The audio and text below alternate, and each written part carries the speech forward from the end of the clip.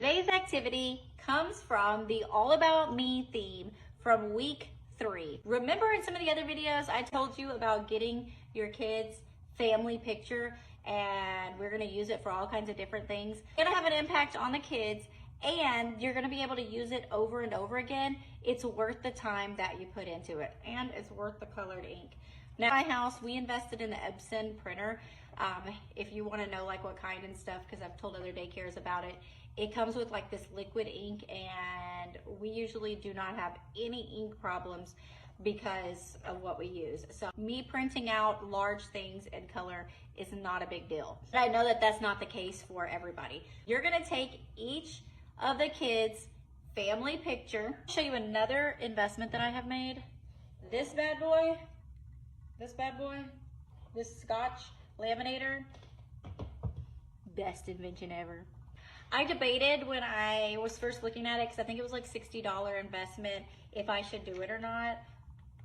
Best thing that I could have spent my money on. So you just take the picture and put it inside the little paper, and then we're gonna stick it in the machine. I'll show you what it looks like. Some of you guys have the big laminators, so you don't have to worry about this, but for you guys that are like, I do not have access to be laminating all the time, maybe you can talk to your director about getting one of these. Or if you're a home daycare, definitely invest in one of these. This is truly how simple it is. Ta-da! All right, now for this next part, all you're gonna do is cut the family picture. Y'all know I'm not a detailed person. I'm gonna cut it where it's not like right in my face. You're gonna cut the picture in half. We're gonna take all the different pieces and we're gonna take them into small groups. Your co-teacher is gonna be doing this activity called back to back, where they have to like put their backs together and stand up at the same time. It's a fun little activity while you're doing this with the kids. You have the kids sit around in a circle, and then you have all of these pieces like face up like this in the middle. Kind of like the concentration game that I told you, like the variation.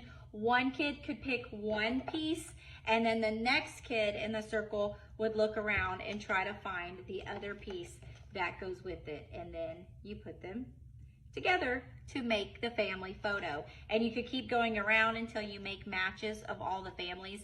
You could even cut these into fourths so that they have to work a little bit harder to get them together.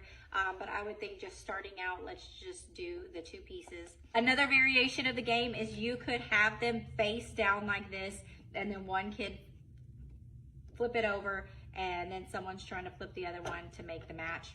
I would just start with simpler though, let them get the hang of that, and then you could add to it. The third variation is you could have one half of all of the pictures, all the other halves down on the ground, and then you hold one up and ask the kids to look and find which one goes with this family, and so they can point out and find it and help you match. A few different ways that you could play this game, and then you take this and you put it over in the puzzles and games section, and so that they could pull these out and match families when they're playing in center time.